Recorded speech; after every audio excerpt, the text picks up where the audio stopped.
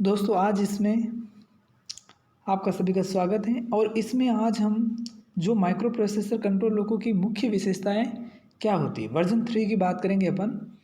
और ये बहुत इंपॉर्टेंट आपके लिए है कि इसे कभी कभी पूछ लेते हैं, 10 नंबर में भी पूछ लेते हैं, 5 नंबर में भी पूछ सकते हैं, तो इसको एकदम अच्छे से आप याद करो।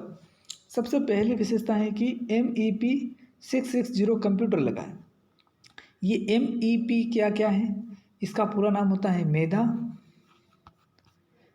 एक्सप्लोजन और प्रोपल्शन। ओके, ये कभी कभी फुल फॉर्म भी पूछ लेते हैं कि MEP का पूरा नाम बताओ। तो मेधा एक कंपनी का नाम है, एक्सप्लोजन एंड प्रोपल्शन।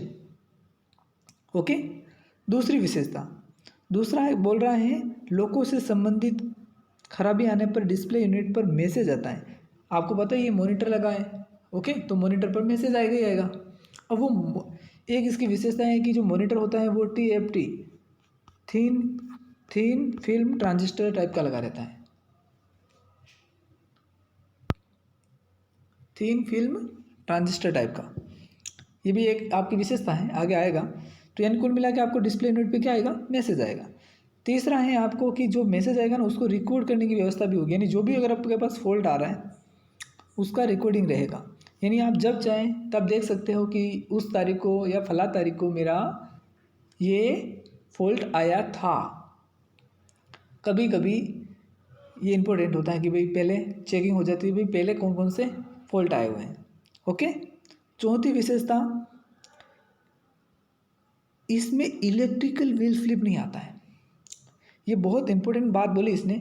आपने WG5 में देखा, WG7 में भी, WG7 और WG5 में क्या था कि जब दो ट्रैक्शन मोटर के बीच में करंट डिफरेंस अगर 160 एम्पियर से ज़्यादा हो जाता है तो क्या होता है, एक रिले थी अपनी QD, current differential relay, energize हो जाती थी। और ये किसको एनर्जाइज कर दी थी, Q48 को।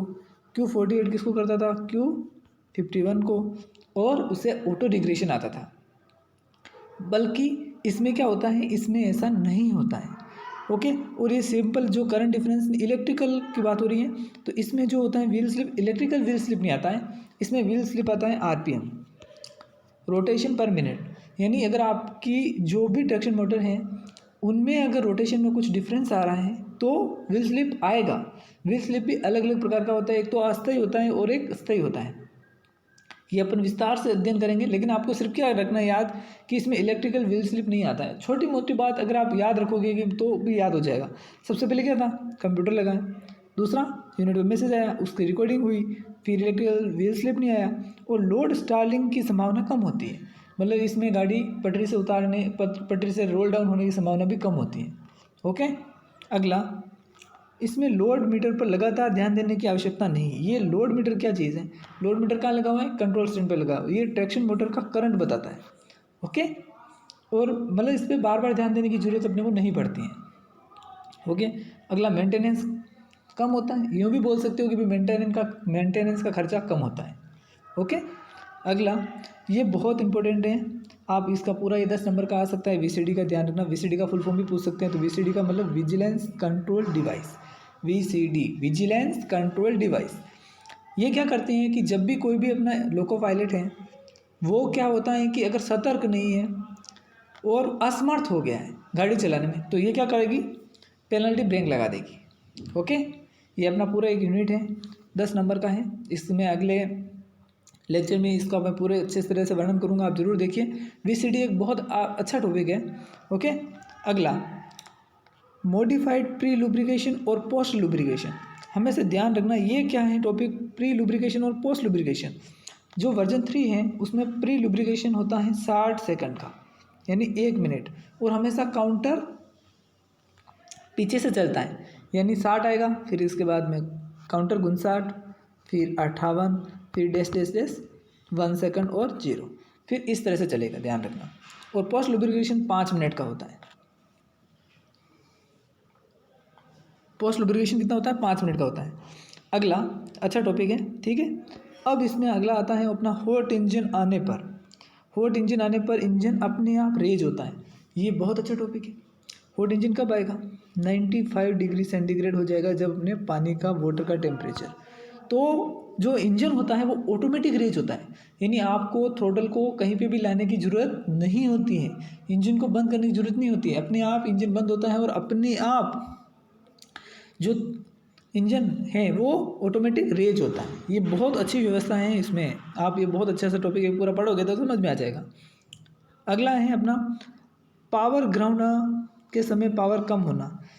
पावर ग्राउंड के समय पावर ग्राउंड कम होना मतलब पावर ग्राउंड कम हो रही है, बंद नहीं हो रहा है, पूरे 100% आपकी पावर कम नहीं हो रही है। ये बहुत अच्छी व्यवस्था है। इसमें आपको एक सेंसर पढ़ोगे, TANGI। टी बोले तो ट्रैक्शन, ए बोले तो अल्टरनेटर, एन बोले तो न्यूट्रल, जी बोले तो ग्राउंडिंग और आई बोले तो करंट सेंसर। आई का हमेशा ध्यान रखना, पीछे मैंने एक आप जरूर वो देखिए। आई बोले तो करंट सेंसर और वी बोले तो वोल्टेज सेंसर, टी बोले तो टेम्परेचर। ये सारी अच्छे से टॉपिक मैंने पढ़ा है। अगर ये इसमें करंट 0.4 एम्पियर आने पर और इससे एक पॉइंट अगर 0.5 एम्पियर हो जाएगा तो 20% पावर कम हो जाएगा। फिर इसी तरह से 0.6 आएगा तो 40% कम हो जाएगा। फिर इसी तरह से 0.7 तो 60%, 0.8 आएगा तो 80% और 0.9 आएगा तो 100% पावर लॉस हो जाएगा। ओके, लेकिन पावर कम हो रहा है, ना कि अपना इंजन बंद हो रहा है। ये बहुत अच्छी व्यवस्था है इसमें। ओके, अगला extended dynamic brake fixture. Extended dynamic brake fixture system है इसमें। एक्सटेंडेड का मतलब ये हुआ कि आप जानते हो कि भाई 30 kmph से 60 kmph मतलब इससे अधिक में काम करता है। अगर 30 kmph पे अपन अगर डायनेमिक ब्रेक लगाते हैं तो वो ज़्यादा इफेक्टिव नहीं होता है। इसको इफेक्टिव बनाने के लिए अपन एक रेजिस्टेंस ऐड करते हैं। ये आप पूरा एकदम अच्छे से पढ़ोगे ना तो आपको समझ में आ जाएगी भाई एक्सटेंडेड डायनेमिक ब्रेकिंग पिक्चर क्या है। ओके, अगला रेक्टिफायर फ्यूज़ ब्लोन प्रोटेक्शन। ये वाला जैसे ये सेम जैसे टेल फ्यूज़, आप जानते हो टेल फ्यूज़ जब क्या हो जाते थे, या तो पंचर हो जाते थे, मतलब उसको डायोड बोलते हैं। तो उस समय क्या होता था, और उस समय अपनी कौन सी बत्ती जलती थी, LS RSI 3 फेज़ लोको में और जो अपना WG5 लोको में। अब इसमें क्या होता है कि इसका किस तरह से फ्यूज़ का ब्लोन का प्रोटेक्शन होता है ना, ये भी एक इसकी विशेषता हुई। अगला ये जो अगला अपना जो ध्यान रखना, ट्रैक्शन मोटर से रिलेटेड 5 है, यानी आपको अगर ट्रैक्शन मोटर का एक याद है ना तो 5 आपको विशेषता याद हो जाएगी।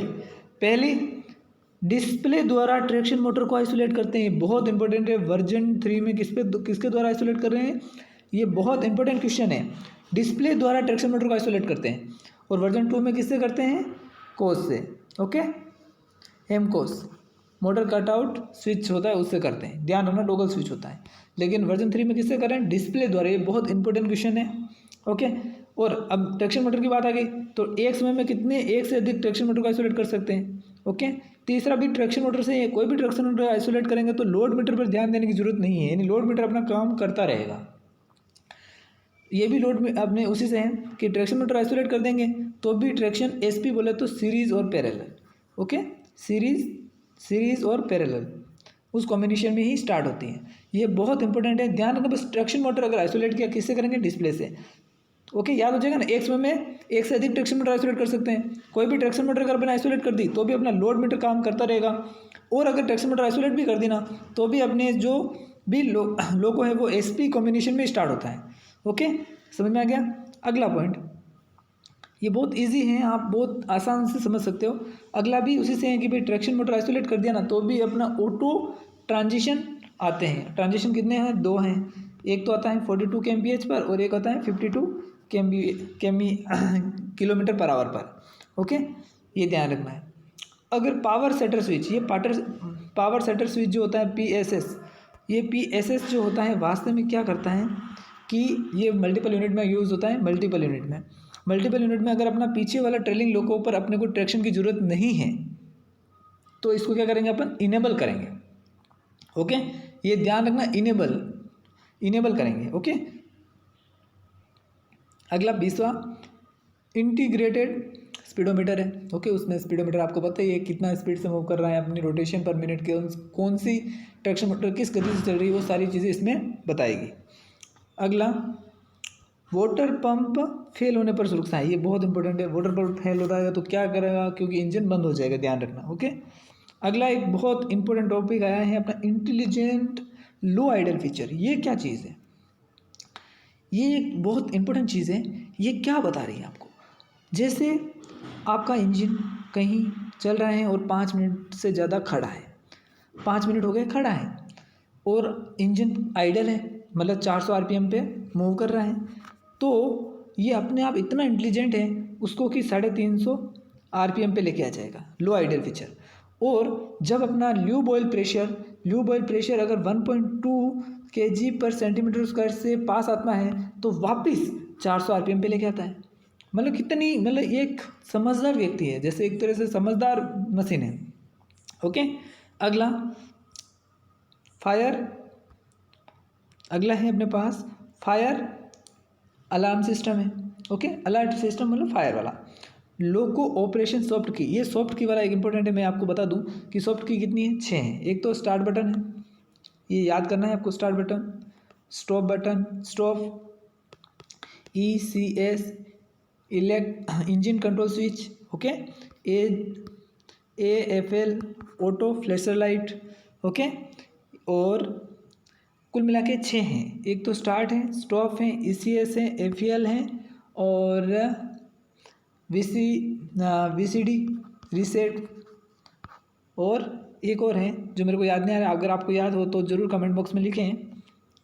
अगला अपना आता है digital fuel oil measurement system. देखो जितना भी फ्यूल का मेजरमेंट है ना, फ्यूल कितना जाना है फ्यूल रैक में, वो सारा का सारा गवर्नर करता है। अपने पास 2 गवर्नर होते हैं, MCBG या WW। ये डिसाइड करते हैं कि कौन से नोच पर कितना ऑयल अपने सिलेंडर में जाएगा। ओके, तो मतलब अपन डिजिटल फ्यूल ऑयल मेजरमेंट है, इसी तरह से डिजिटल एयर फ्लो मेजरमेंट भी है। और CCB computer control brake system अपने पास है। ओके, अगला एक बहुत अच्छा है कि आपने कभी सुना है क्या, ब्लेंडेड आपने कभी सुना है ब्लेंडेड ब्रेकिंग को बोलते हैं मिक्सिंग ब्रेकिंग क्या होती है कि इसमें जैसे अपन को ब्रेक लगाते हैं तो उसमें A9 से भी ब्रेक लगता है, इसको बोलते हैं इंडिपेंडेंट ब्रेक। ओके, A9 से भी ब्रेक लगता है, इसको बोलते हैं अपन ऑटोमेटिक ब्रेक वाल और डायनेमिक ब्रेकिंग, मतलब सभी मिक्सिंग ब्रेकिंग की व्यवस्था है। ओके, इसी को बोलते हैं अपन ब्लेंडिंग ब्रेकिंग। अगला आता है अपने पास टॉपिक है TFT मॉनिटर। TFT मॉनिटर होता है अपने पास थिन फिल्म ट्रांजिस्टर, इसका पूरा नाम है, और मॉनिटर है जिस पर अपने को डिस्प्ले होता है। ओके, अगला आता है LRMS की फुल फॉर्म कभी कभी पूछ देते हैं। L का मतलब लोको, R का मतलब रिमोट, M का मतलब मॉनिटरिंग, S का मतलब सिस्टम। मतलब अपना इसमें क्या होता है कि अगर अपन जैसे कहीं भी ट्रेन चला रहे हैं, उसमें कुछ फॉल्ट आ रहा है तो उसकी रिकॉर्डिंग होती है। अभी अपन ने बोला रिकॉर्डिंग होती है, तो रिकॉर्डिंग उसमें सर्वर लगा रहता है, तो वो वापस अपन जहाँ जो मॉनिटर जो मेन शेड है वहाँ पर भी वो उसको डाउनलोड करके देख सकते हैं कि अभी अपनी कंडीशन कहाँ है, अपन कहाँ चल रहे हैं। बहुत इंपॉर्टेंट आजकल की तारीख में LRMS, लोको रिमोट मॉनिटरिंग सिस्टम। अगला एक बहुत अच्छा है कि इसमें कोल्ड इंजन स्पीड लिमिट की व्यवस्था है, जिसमें ल्यूब ऑयल का तापमान अगर 60 डिग्री सेंटीग्रेड से कम हो जाता है तो इंजन की गति नहीं बढ़ती है। ये बहुत आपने को ध्यान रखना पड़ता है। दोस्तों आपको ज़रूर ये वीडियो पसंद आया होगा, चैनल को ज़रूर सब्सक्राइब करें, दोस्तों के साथ ज़रूर शेयर करें। धन्यवाद दोस्तों।